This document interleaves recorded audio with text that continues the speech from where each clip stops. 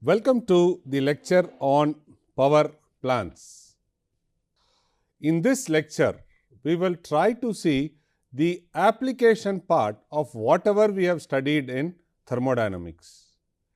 As you all know, friends, there are only two things. One is either you generate heat or you use the heat to generate work.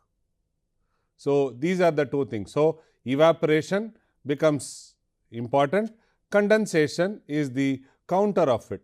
So, by using these phenomena and pressure, temperature, we are trying to convert the thermodynamic law into technology based.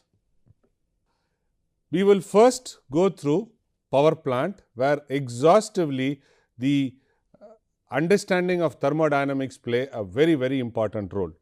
So, thermal, diesel, nuclear and gas turbine, all the four power plants, we will try to have a superficial idea.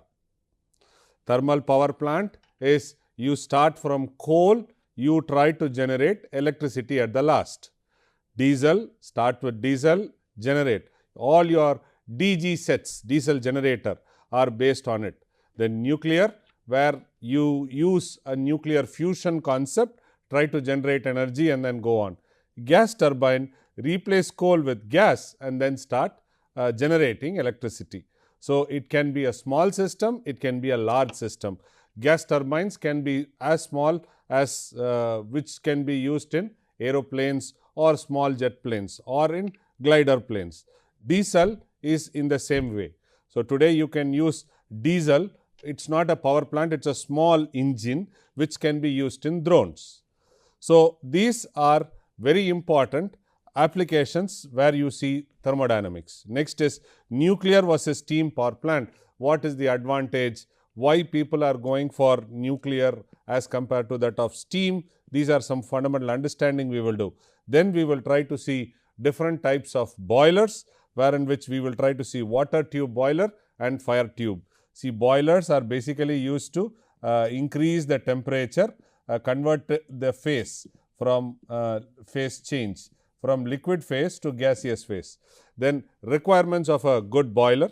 We will try to see milling, pulverizing, ball and race and shaft milling. Why? Because when you are trying to use coal, you have to use the best of the coal. So, what we do is you have a larger coal piece, we try to crush it to smaller pieces. So, you have smaller coal particles. These coal particles, when you try to burn, the complete area is burned and it releases energy.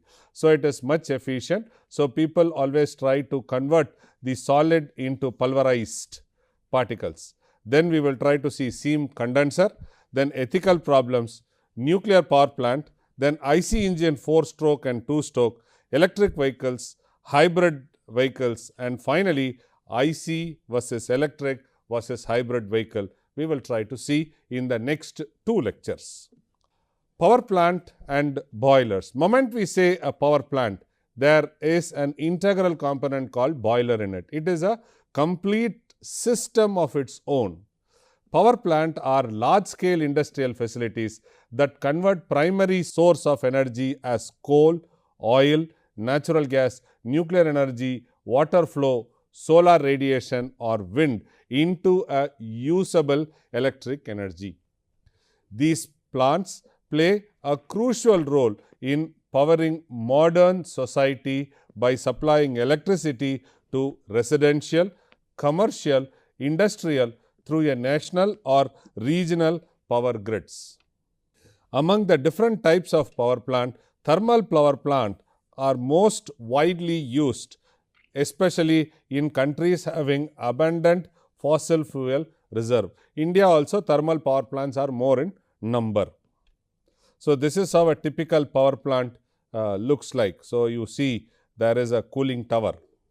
The thermal power plant typically operates on a Rankine cycle. You remember Rankine cycle? PV diagram, TS diagram, we saw this and then we saw something like this. You remember this TS diagram? right? This is liquid plus vapor, and this is vapor. This is a critical point. Right? So, operates on a Rankine cycle, a thermodynamic cycle in which water is heated to generate steam.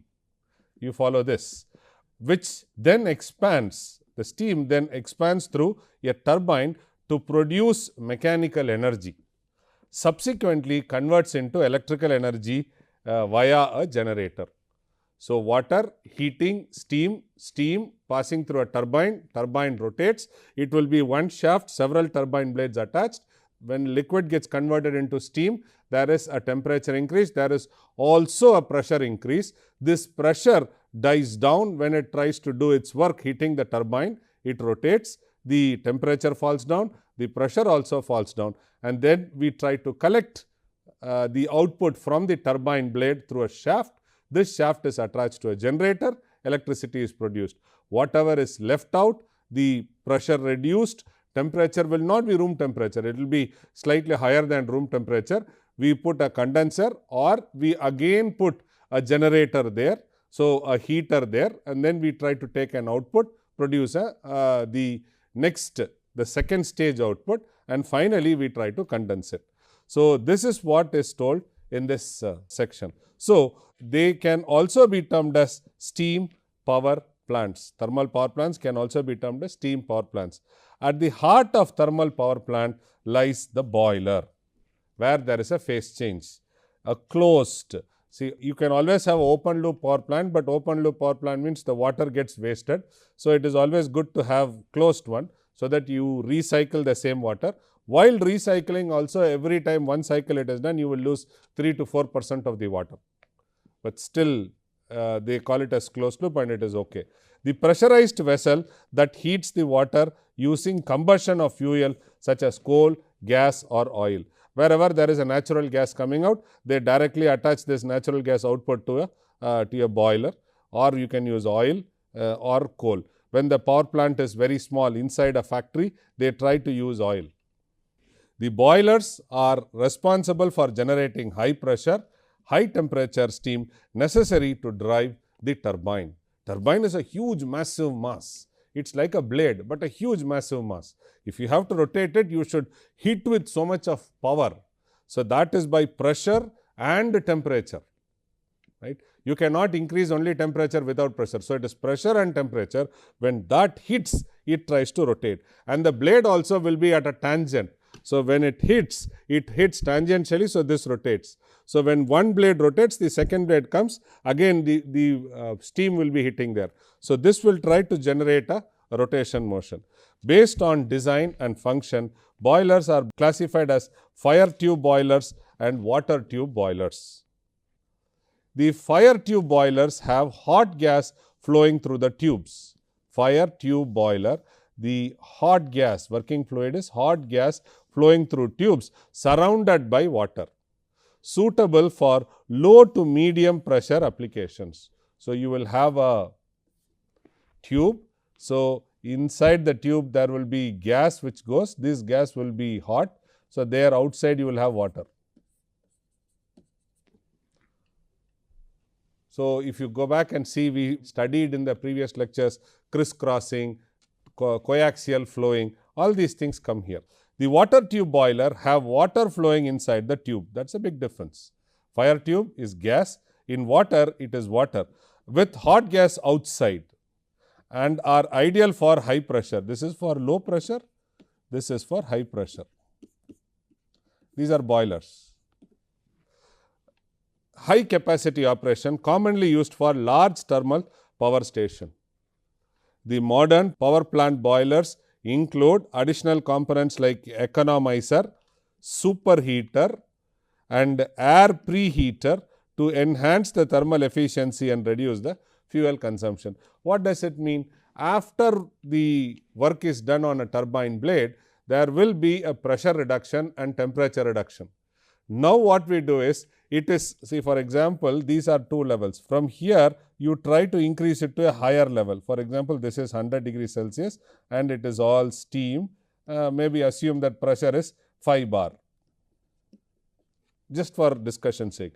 So, now it is high there. So, when it does a work in a turbine, so it will try to do the work here and it will fall to maybe 80 degrees Celsius, and maybe it can be 4 bar or 3 bar. Normally what happens, it increases from here and then it falls from here to here. Now what we are trying to say is, as soon as it reaches a in between value, now we will tap out this and again try to pump in little bit of energy such that it can go high and start moving the turbine blade. So that is why we are trying to talk about economizer, superheater, air preheater, all those things. It is only to make sure that the energy efficiency of the power plant goes high. The heat energy is converted. This is how a typical power plant looks like. So, you will see the coal is stored, then the coal is prepared. So, preparation can be pulverization or it can be sorting out. So, then the coal is pushed into here, then it is fired, the coal is fired here. Then the fired hot gas is pushed into a boiler. So, in a boiler there is always a phase change which is happening. So, there is whenever there is a boiling happening, there is residue also there. So, hot ash or slag is happening, is produced here. So, that will be removed by this process. This is removed. Okay. This is a subsystem, because when combustion happens, you have smoke coming out. Like this, you will have fly ash coming up. These fly ash will be accumulated and it is kept here. So, here inside the boiler, you are trying to superheat the boiler. Superheat means you are trying to spend more and more energy, convert steam, liquid vapor into pure vapor. So, it is done there. So, here what we do is, in order to get this pure heat, we also try to preheat the air and send it to it. So, that what happens, already air with some temperature plus the fresh air gets mixed. So, then the process efficiency improves. So, you can see here, from the atmosphere air is taken, there is a preheat air. This preheater can be tapped out from here, from the boiler, whatever after the turbine is done, it can be tapped out, you preheat it and then you send it back here. Okay. So, now the boiler is produced. So, then it is sent to a control valve. This control valve in turn hits against a turbine. So, this turbine rotates, this shaft rotates, the generator takes thing, and this generator is sending power to the transmission station. Right. After the turbine, there is a fall in the pressure and temperature, the gas. So, it falls down. So, you have low pressure heater is there, then de-reactor is there, then it is pumped, high pressure, it is sent back to the turbine. So, the temperature is there and the air is removed. So, you try to take it high pressure and then heat it here. Then whatever is coming here, the rest out after you use it here. Then you can also, from here you tap it and bring it to high pressure heater. Then from here it gets into a boiler feeder. So, in the boiler feeder pump, the temperature is further reduced and again it is pumped into. So, here you have an economizer. So, this economizer, what it does is, it tries to take the water and then wherever there is a delta T in the water, it is also getting mixed.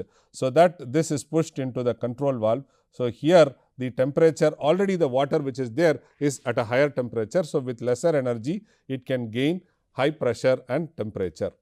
So, this is how a complete system works. So, then you will also have a chimney which is there. So, the chimney uses the fan. So, you can see here dust collector. So, chimney uses the ID fans are there. So, then you have the to atmosphere, the air is sent through the ID fan into the atmosphere. Right. So, this is passed through the chimney. Again, in the chimney we try to trap so many other unwanted elements getting into the atmosphere. So, this is the complete cycle. So, if you see this is chimney is one, and you also see a cooling tower. So, what happens when the temperatures are very high, it is passing through the condenser, steam to liquid. So, here it is cooled, because you extract heat. When you extract heat, you should also understand that the extracted heat cannot be stored. So, it has to be dissipated. So, there will be a condenser, then it will pass through a cooling tower. So, through this cooling tower, the hot air will go out and the rest of the air cooled gets into the system. So, then from cool air it goes to low pressure, de-aerator pump, high pressure, then into turbine. So, the heat energy is converted into mechanical in the steam power plant, which is used for generating power. The layout of the steam power plant is shown here. You have 4 main circuits.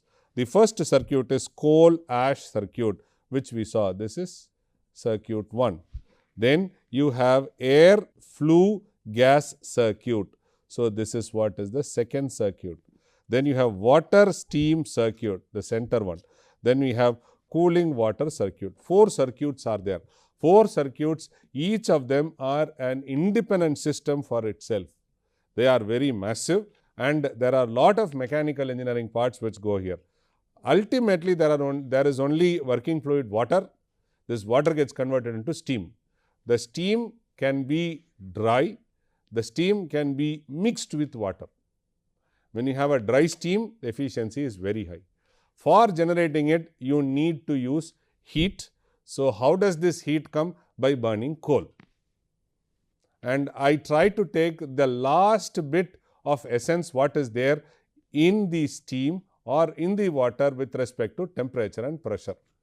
So, I try to have a cooling system. This is a closed loop system. This is how a typical power plant works. So, coal and ash circuit, to look into it, the coal from the storage yard is transferred to the boiler by means of cold handling equipments, belt conveyor, bucket elevators, etc.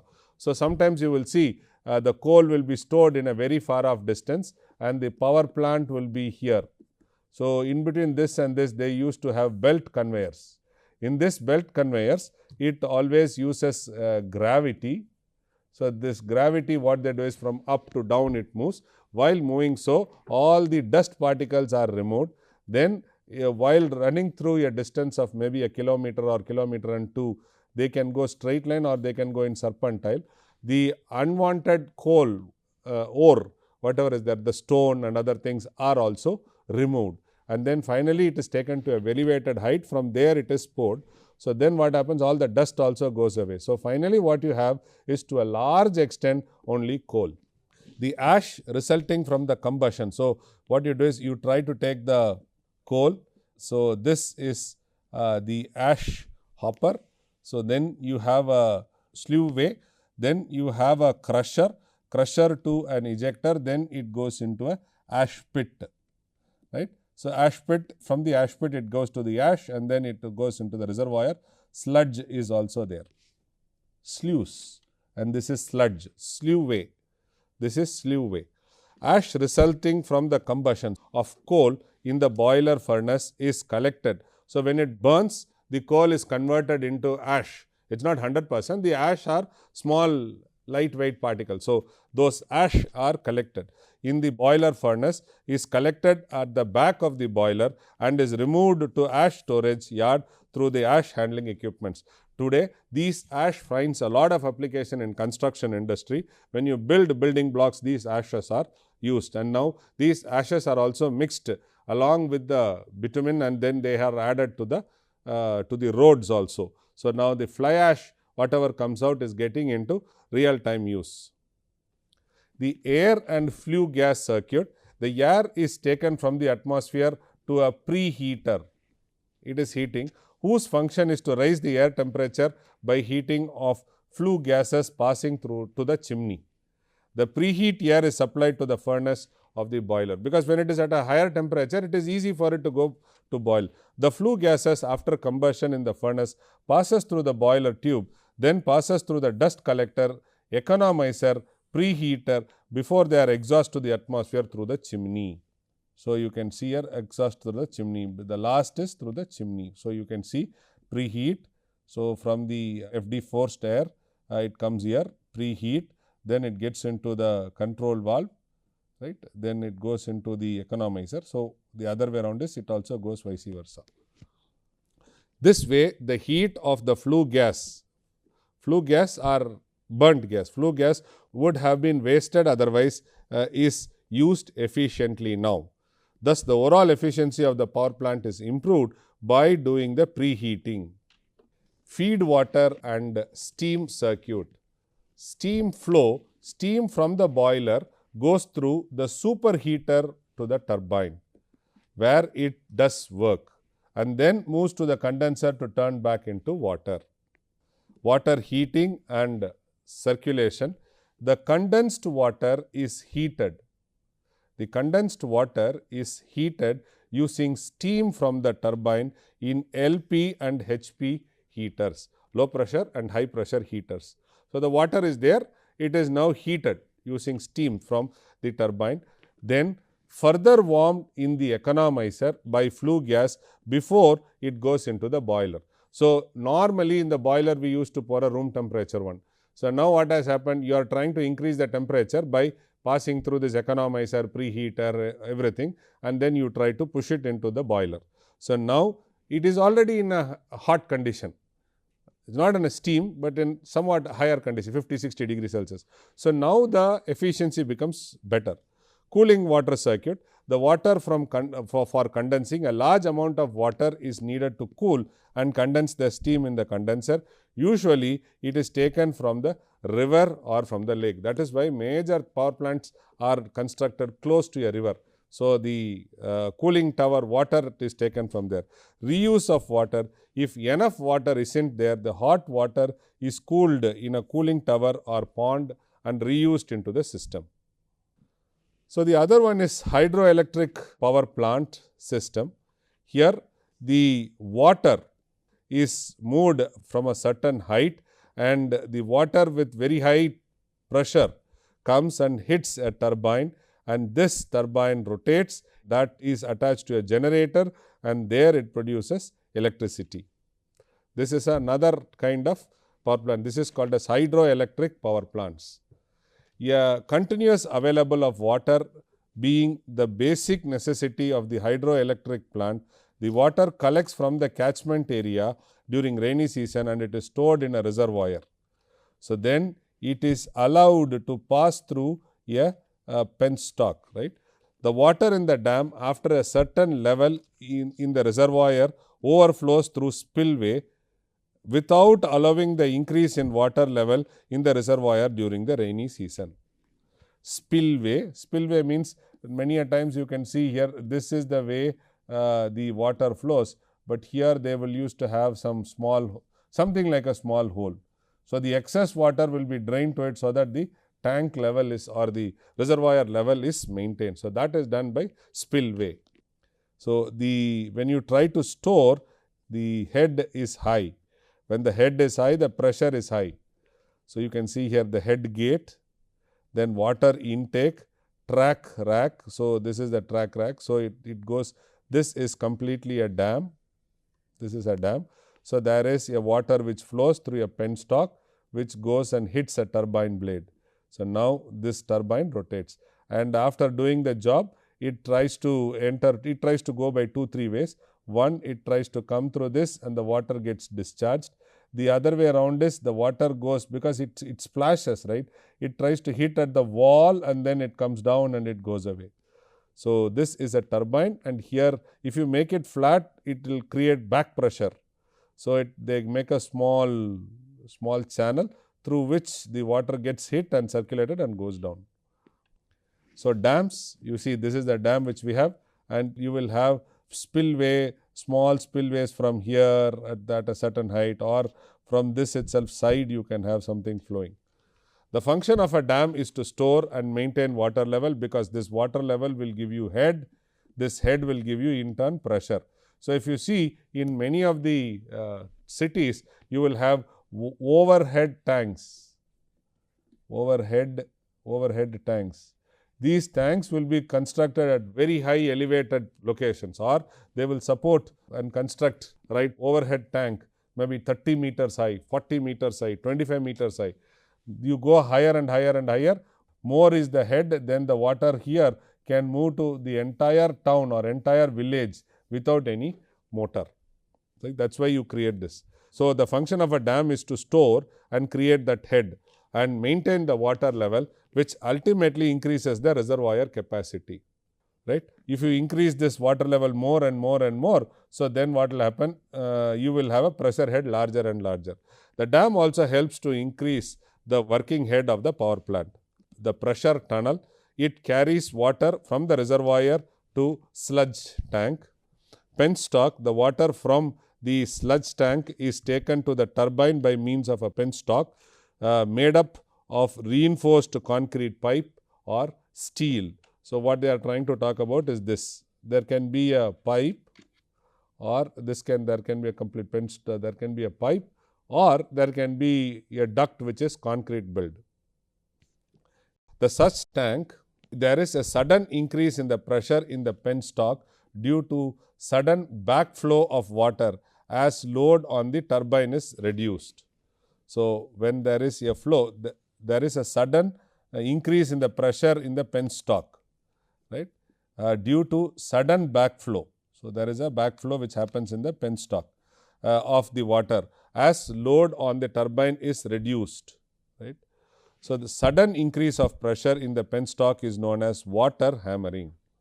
So, we will try to avoid as much as water hammering possible. So, what we do in the such tank is the water comes, the tunnel, water comes to the penstock, and when it is not having much of water, or when there is there is a water which is released from here. The such tank is introduced between the dam and the powerhouse to reduce the sudden rise in pressure in penstock. So, the such tank is either it has a tank, it can pump in water, or this can ease out some water. From here the water can go. Otherwise, the penstock will be damaged by water hammer. This is the turbine blade which I have been talking to you for so long. You can see these are the blade, or here it is a bucket. So, these are angled in such a way such that the water hits tangentially and it starts rotating. The water turbine, water from the penstock flows into the turbine, where its potential energy is converted into mechanical energy to drive the generator, and the water is then released to the draft tube out.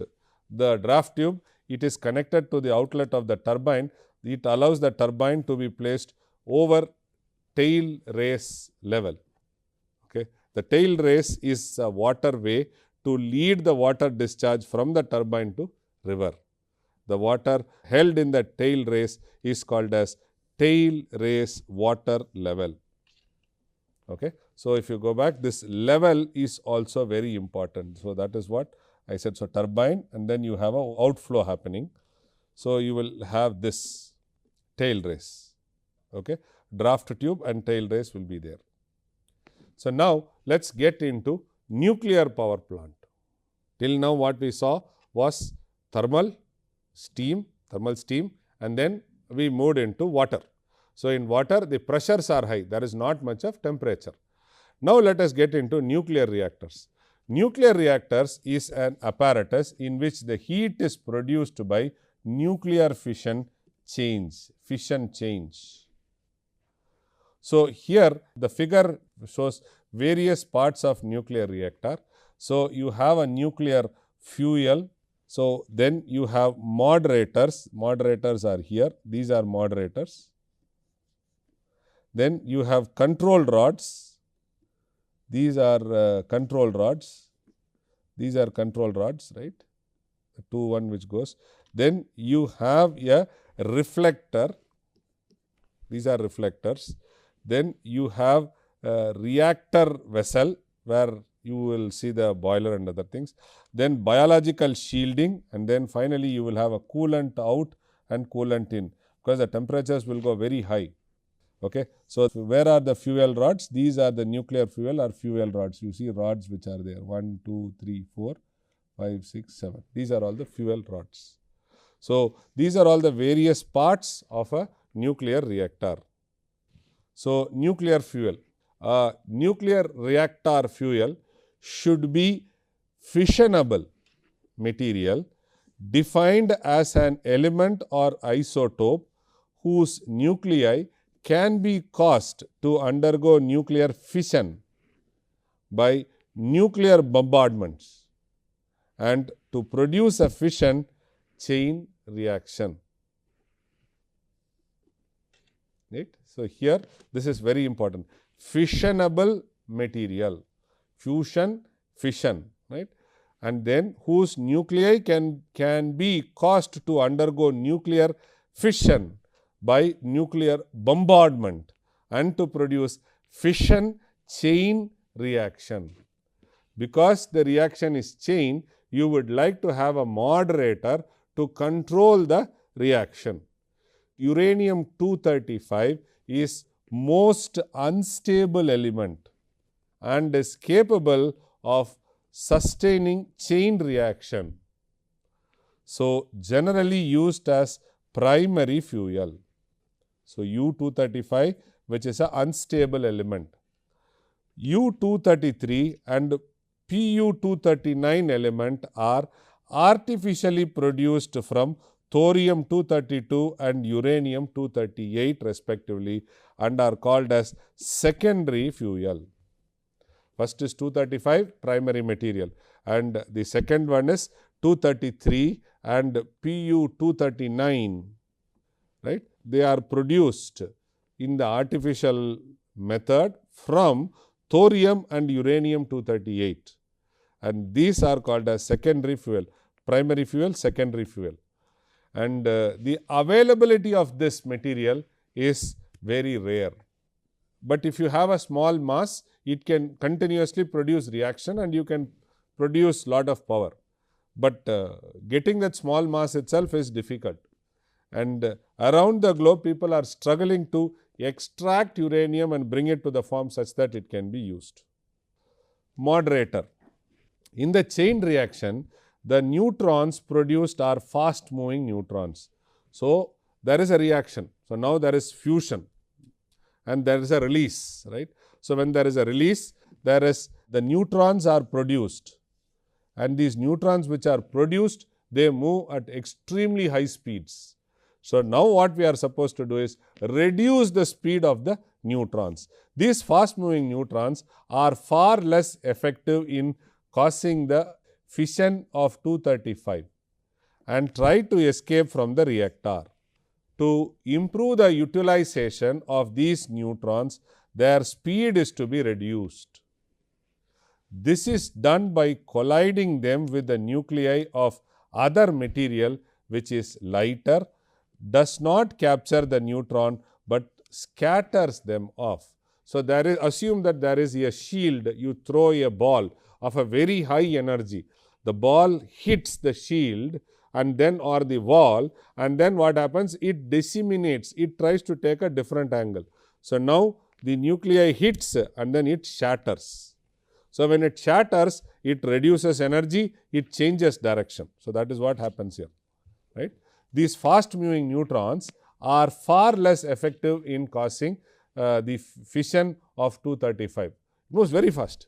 So, now you have to stop these fellows. So, that is what we are trying to do. Each such collision causes a loss of energy and the speed of fast moving neutrons are reduced. Such material are called as moderators. You have controller separated, these are moderators. The slow neutrons, thermal neutrons so produced are easily captured by the nuclear fuel and the chain reaction proceeds smoothly. The violent neutron movement is reduced. The speed is reduced by moderator. The graphite, heavy water, beryllium are generally used as moderator. Next is control rod. Control rod regulates the nuclear reaction by absorbing excess neutrons, allowing operator to control the rate of fission and the power output of the reactor. So, one, it is the speed is high, you are trying to reduce the speed. Now, there are more neutrons. Now, what are you trying to do? You are going to stop it, arrest it. So, the control rods regulate the nuclear reaction by absorbing excess neutrons and allowing the operator to control the rate of fission and the power output of the reactor. So, if you see here, this is how a typical schematic diagram of a nuclear power plant looks like. So, there are two entities, right. This part is one entity and the other part is here. The first part is it has a strong concrete walled shield which is constructed around the reactor. That is point number one. And in the reactor, what you have is you have a core, and then you have the control rods which are on the top. So, you can go back and see these are the hydro beam floor, then you have fluidized bed, then burner and then boiler furnace. So, you will have this, and from here you can see the other things. So, here in nuclear reactor you have a core where the material is placed, and then you will have this moderator and controller which are there. The reaction happens, it produces lot of heat. Okay. So, this heat whatever is there, for which you have a water which is there. So, you can see water which comes from the condenser or from the cooling tower, water comes, water pump. So, it is pumped into the center evaporator. So, then the water from here is pushed into the reactor. So, it gets heated. The steam is sent through a high pressure pipe. This high pressure pipe comes in contact with the turbine. The work is done here, the generator is done and it goes away. So, whatever is left out heat comes down, it gets condensed. So, from steam to water, water gets into the circuit. Okay. So, this is a nuclear power plant. It is very similar. Cooling tower is a common entity, generator, turbine blade, this is a common entity, condenser. We do not have economizer, right. So, this is very, very simple setup, very highly energy efficient setup. The controlled rods regulate the nuclear reaction by absorbing excess neutrons, allowing operator to control the rate of fission and power output of the reactor.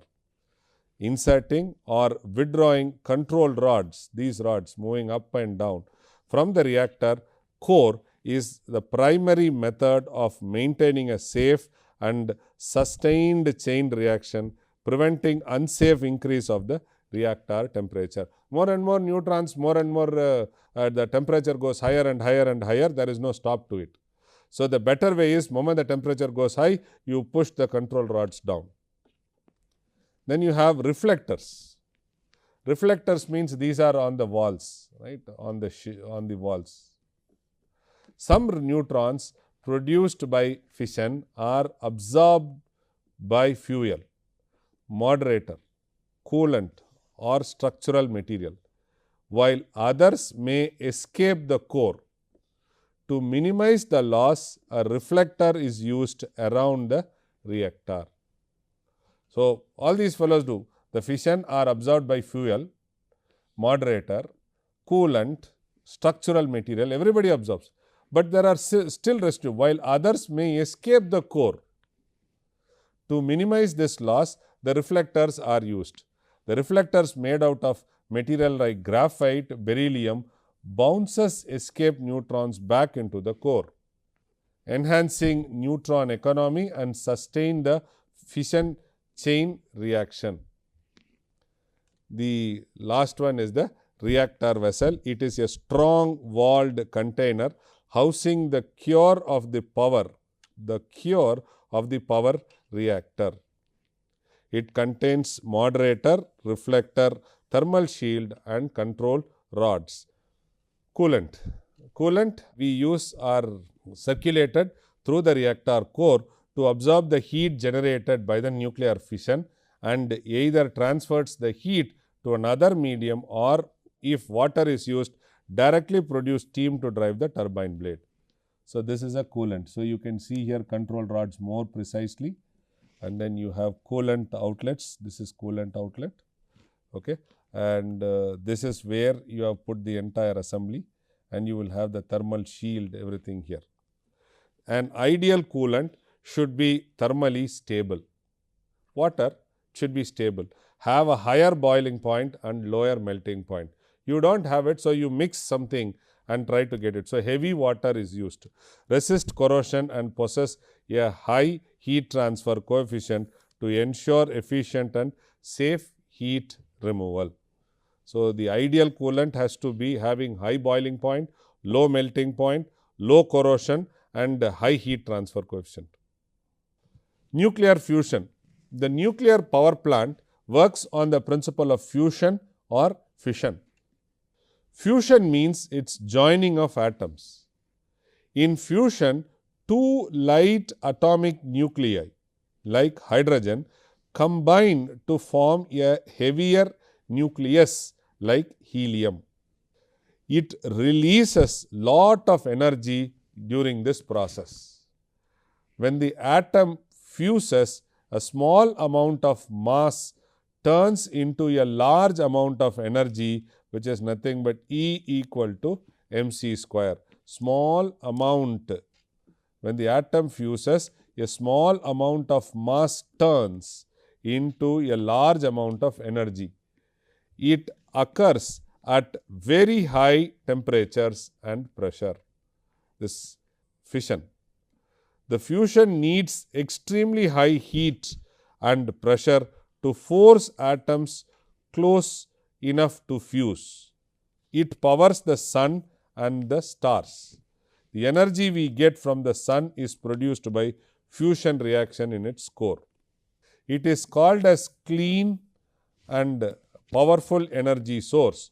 Fusion produces more energy than fission and creates no harmful radioactive waste or gases. This is fusion. Fission. Unlike fusion, which involves nuclei of similar electric charge and therefore requires a high kinetic energies, fission can be caused by neutrons, which being electrically neutral can strike and fission the positively charged nucleus at higher, moderate and lower speeds without being repulsed. Fission can be caused by other particles, but neutrons are the only practical ones that results in a sustained reaction, because 2 or 3 neutrons are usually released for each one absorbed in fission. These keep the reaction going. There are only few fissionable isotopes U-235, Pu-239, U-233 are fissionable by neutrons of all energies. The immediate product of fission reaction such as xelium and SRY4 above are called as fusion fragments. Their decayed products are called as fission products. This is the typical nuclear power plant, wherein which you can clearly see here there is a core, control rods, then there is a water from a pump which is pushed into the reactor, and then there is hot water which comes out. This hot water, whatever comes out, is used, steam is getting generated, and that steam is pushed into turbine blade to get the work done. And thank you very much.